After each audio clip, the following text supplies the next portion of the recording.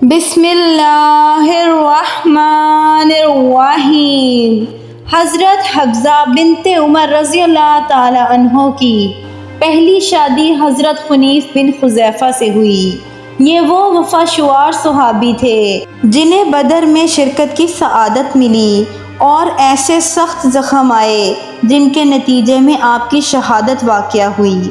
بعض دیگر روایات کے مطابق آپ رضی اللہ تعالی عنہ کی شہادت دراصل احد میں شرکت کے بعد لگنے والے زخموں کے نتیجے میں ہوئی تھی۔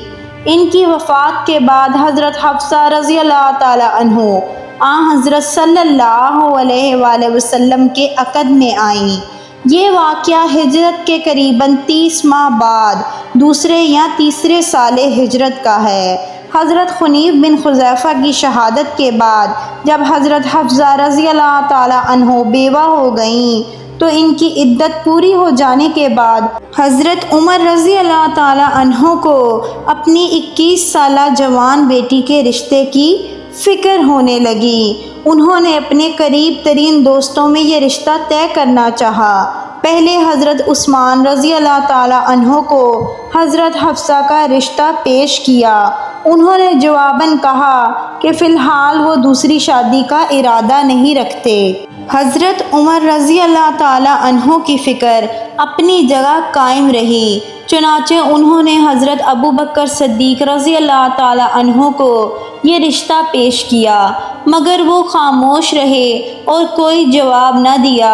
کچھ دن گزرے تو حضرت صلی اللہ علیہ وآلہ وسلم کی طرف سے حضرت حفصہ رضی اللہ تعالی عنہ کے رشتے کا پیغام آیا، جو حضرت عمر رضی اللہ تعالی عنہ نے بڑی خوشی سے قبول کر لیا۔ اس واقعے کے کچھ عرصہ بعد جب حضرت ابوبکر صدیق رضی اللہ تعالی عنہ حضرت عمر سے ملے تو ان سے کہا کہ مجھے احساس ہے کہ جب آپ نے حفصہ کے رشتے کا ذکر مجھ سے کیا تو میں خاموش رہا تھا، شاید اس خاموشی سے آپ کو رنج ہوا ہو۔ حضرت عمر صاف دل انسان تھے، فرمانے لگے واقعی مجھے بھی اس بات کا صدمہ پہنچا تھا، کیونکہ میں نے خاص تعلق محبت سے آپ کو اس رشتے کی پیشکش کی اور آپ نے کوئی جواب ہی نہیں دیا۔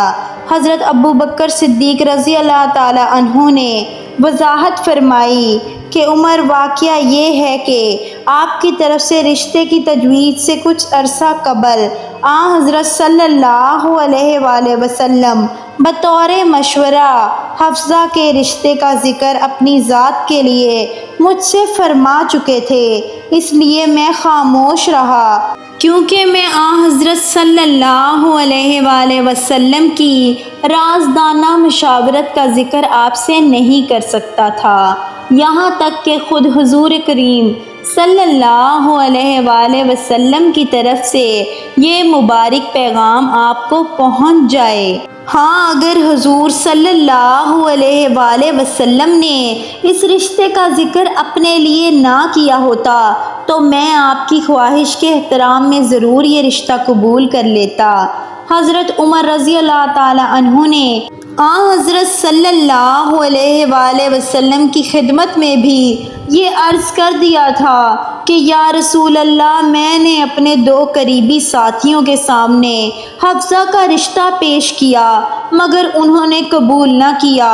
حضرت صلی اللہ علیہ وآلہ وسلم نے بھی ایسا پیارا جواب دیا جس سے ان کی تسلی ہو گئی۔ آپ نے فرمایا کہ اے عمر رضی اللہ تعالی عنہ، آپ کی بیٹی کے رشتے کا جو انتظام کرے گا وہ عثمان رضی اللہ تعالی عنہ سے بہتر ہے، اور عثمان رضی اللہ تعالی عنہ کو جو رشتہ عطا کرے گا وہ آپ کی بیٹی سے بہتر ہے۔ اور پھر یہی ہوا کہ حضرت صلی اللہ علیہ وآلہ وسلم کے ساتھ حضرت حفصہ بنت عمر کا عقد ہوا اور حضرت عثمان رضی اللہ تعالی عنہ کی شادی حضرت صلی اللہ علیہ وآلہ وسلم کی صاحبزادی حضرت ام کلثوم سے ہو گئی۔ یہ واقعہ حضرت عثمان کی پہلی بیوی حضرت رقیہ بنت رسول صلی اللہ علیہ وآلہ وسلم کی وفات کے بعد کا ہے، جب ایک طرف اپنی بیوی حضرت رقیہ کی وفات سے نڈھال تھے تو دوسری طرف یہ احساس غالب تھا کہ حضرت صلی اللہ علیہ وآلہ وسلم کے ساتھ ان کی دامادی کا تعلق نہیں رہا۔ اسی دوران حضرت عمر رضی اللہ تعالی عنہ کی طرف سے حضرت حفصہ رضی اللہ تعالی عنہ کے رشتے کی تجویز ہوئی، مگر حضرت عثمان نے معذرت کر لی۔ بعد میں حضرت کلثوم بنت رسول اللہ صلی اللہ علیہ وآلہ وسلم کے ساتھ حضرت عثمان کی شادی ہو گئی، اور یوں رسول اللہ صلی اللہ علیہ وآلہ وسلم کی یہ بات پوری ہو گئی۔ حضرت حفصہ بنت عمر رضی اللہ تعالی عنہ کے مزاج میں اپنے والد کی جلالی طبیعت کا کچھ رنگ موجود تھا، اور حضرت عمر رضی اللہ عنہ بھی انہیں نرم پن کی نصیحت بھی کیا کرتے تھے، جیسا کہ آگے ذکر آ رہا ہے۔ حضرت حفصہ رضی اللہ تعالی عنہ کی یہ کیفیت حضرت عائشہ رضی اللہ عنہ کے بیان کردہ ایک واقعے سے بھی ظاہر ہوتی ہے۔ ان دونوں ازواج میں سوت پن کے باوجود آپس میں دوستی بھی بہت تھی۔ حضرت عائشہ رضی اللہ تعالی عنہ بیان کرتی ہیں کہ ایک دفعہ مجھے اور حضرت حفصہ کو نفلی روزہ تھا، گرمی تھی، کہیں سے کھانے کی چیز تحفے میں آئی، ہم نے باہم مشورہ کیا نفلی روزہ کھول کر کھانا کھا لیتے ہیں۔ پھر روزہ کھول لینے کے بعد فکر بھی ہوئی کہ نفلی روزہ توڑ لینے کا کہیں گناہ نہ ہو۔ جب حضور کریم صلی اللہ علیہ وآلہ وسلم گھر تشریف لائے تو حضرت حفصہ نے مجھے اپنے سے پہلے یہ سوال پوچھنے کی مہلت نہ دی۔ فرماتی ہیں کہ آخر وہ کس باپ کی بیٹی تھی؟ کہنے لگی یا رسول اللہ، کہیں سے کھانا آیا تھا، ہم نے کھانا کھا کر نفلی روزہ کھول لیا، اب آپ ہی بتائیں ہم کیا کریں؟ حضور نبی کریم صلی اللہ علیہ وآلہ وسلم نے فرمایا اب اس کے بدلے میں آپ دونوں کو نفلی روزہ رکھنا ہوگا۔ حضرت حفصہ رضی اللہ تعالی عنہ کی طبیعت اور مزاج کی مناسبت سے یہ واقعہ بھی قابل ذکر ہے کہ رسول اللہ صلی اللہ علیہ وآلہ وسلم نے کچھ عرصے کے لیے بعض مصالحہ کے تحت 1 ماہ کے لیے ازواج سے علیحدگی اختیار کی۔ اس دوران مشہور ہو گیا کہ آپ نے بیویوں کو طلاق دے دی ہے۔ انہی دنوں کی بات ہے کہ حضرت عمر رضی اللہ تعالی عنہ کی بیوی نے کسی معاملے میں انہیں مشورہ دینا چاہا تو سخت خفا ہوئے کہ مردوں کے معاملات میں عورتوں کی مداخلت کے کیا معنی۔ تب ان کی بیوی کہنے لگی کہ آپ کی اپنی بیٹی حفصہ تو رسول اللہ صلی اللہ علیہ وآلہ وسلم کے آگے بولتی ہیں اور ان کو جواب دیتی ہے، یہاں تک کہ بعض دفعہ رسول کریم صلی اللہ علیہ وآلہ وسلم سارا دن اس سے ناراض رہتے ہیں۔ یہ بات آپ کو سخت ناگوار گزری اور اپنی بیٹی حفصہ کی خبر لینے ان کے گھر پہنچ گئے اور پوچھا کیا تمہارے آگے بولنے کی وجہ سے رسول کریم صلی اللہ علیہ وآلہ وسلم بعض دفعہ سارا دن تم سے ناراض رہتے ہیں؟ انہوں نے عرض کیا کہ ہاں، بعض دفعہ ایسا ہو جاتا ہے۔ آپ رضی اللہ تعالی عنہ نے فرمایا یاد رکھو عائشہ کی ریس کرتے کرتے تم کسی دن اپنا نقصان نہ کر لینا۔ پھر حضرت عمر رضی اللہ تعالی عنہ اپنے رشتہ دار اور حضور کی دوسری زوجہ مطورہ حضرت سلمہ رضی اللہ تعالی عنہ کو بھی یہی نصیحت کرنے چلے گئے۔ انہوں نے بھی کیا خوب جواب دیا، اے عمر رضی اللہ تعالی عنہ، اب رسول اللہ صلی اللہ علیہ وآلہ وسلم کے گھریلو معاملات میں بھی آپ مداخلت کرنے لگے ہو کیا؟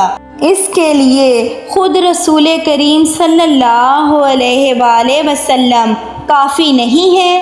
حضرت عمر رضی اللہ تعالی عنہ بیان فرماتے تھے میں خاموشی سے واپس چلا گیا اور اسی وقت یہ واقعہ آن حضرت صلی اللہ علیہ وآلہ وسلم کو جا سنایا، جس پر آپ پریشانی کے اس عالم میں بھی خود محظوظ ہو کر مسکراتے رہے۔ سبحان اللہ۔ حضرت عبداللہ بن عباس حضرت عمر رضی اللہ تعالی عنہ سے روایت کرتے ہیں کہ نبی کریم صلی اللہ علیہ وآلہ وسلم نے حضرت حفصہ کو طلاق دی ہے اور پھر رجوع فرما لیا۔ حضرت انس بن مالک سے بھی روایت ہے کہ رسول اللہ صلی اللہ علیہ وآلہ وسلم نے جب حضرت حفصہ کو طلاق دی تو آپ پر رجوع کا حکم ہوا اور آپ نے رجوع فرما لیا۔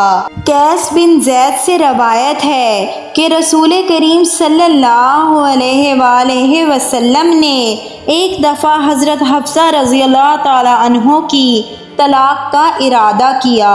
اتفاق سے اس موقع پر حضرت حفصہ کے ماموں ان کے گھر آئے ہوئے تھے تو وہ بے اختیار رو پڑیں اور کہنے لگیں، خدا کی قسم یہ مت سمجھنا کہ کسی اکتاہٹ یا بیزاری کی وجہ سے آن حضرت صلی اللہ علیہ وآلہ وسلم نے مجھے طلاق دی ہے۔ اسی اثناء میں حضور کریم صلی اللہ علیہ وآلہ وسلم گھر تشریف لائے تو حضرت حفصہ رضی اللہ تعالی عنہ اپنی چادر سنبھالنے لگیں۔ رسول اللہ صلی اللہ علیہ وآلہ وسلم نے فرمایا، جبرائیل میرے پاس آئے اور مجھے کہا کہ حفصہ سے رجوع کر لیں اور وہ روزے رکھنے والی اور بہت عبادت گزار ہیں اور یہ جنت میں بھی آپ کے ساتھ ہوں گی۔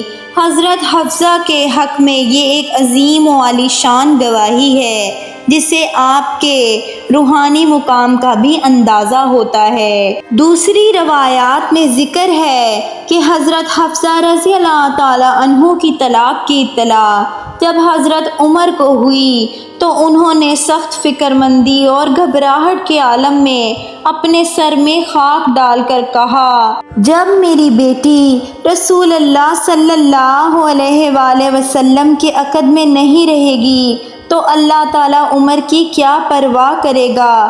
حضرت عمر کا یہ رد عمل ان کی کمال عاجزی اور انکساری کے ساتھ محبت رسول صلی اللہ علیہ وآلہ وسلم کو بھی ظاہر کرتا ہے۔ الغرض حضرت عمر رضی اللہ تعالی عنہ اپنی تمام تر جرأت اور حوصلہ مندی کے باوجود بہت فکر مند ہوئے کہ اگر یہ رشتہ نہ رہا تو خدا معلوم کیا ہوگا۔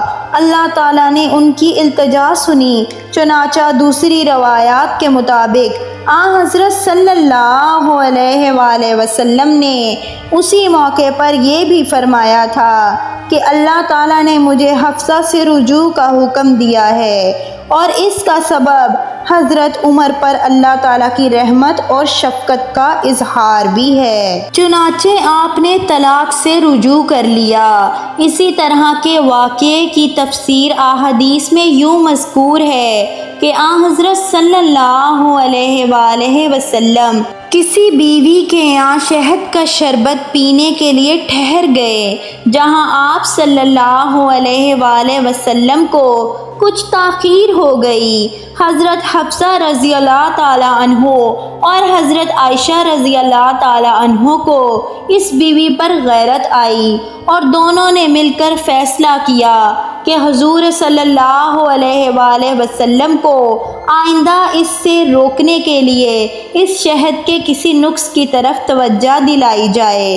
چنانچہ حضور کریم صلی اللہ علیہ وآلہ وسلم جب ان کے یہاں ملاقات کے لیے تشریف لائے تو پہلے حضرت حفصہ رضی اللہ تعالی عنہ نے عرض کیا، یا رسول اللہ، آج آپ نے کوئی بودار شہد پیا ہے؟ شاید اس کی مکھی فلاں بوٹی پر بیٹھتی ہے اور اس کا رس چوستی ہوگی۔ پھر آپ حضرت عائشہ رضی اللہ تعالی عنہ کے پاس گئے تو انہوں نے بھی ایسا ہی ذکر کر دیا۔ آن حضرت صلی اللہ علیہ وآلہ وسلم نے اپنی نفاست طبع کے باعث کہ کسی کو مجھ سے تکلیف نہ پہنچے، یہ عہد کیا کہ میں آئندہ کبھی شہد نہیں پیوں گا۔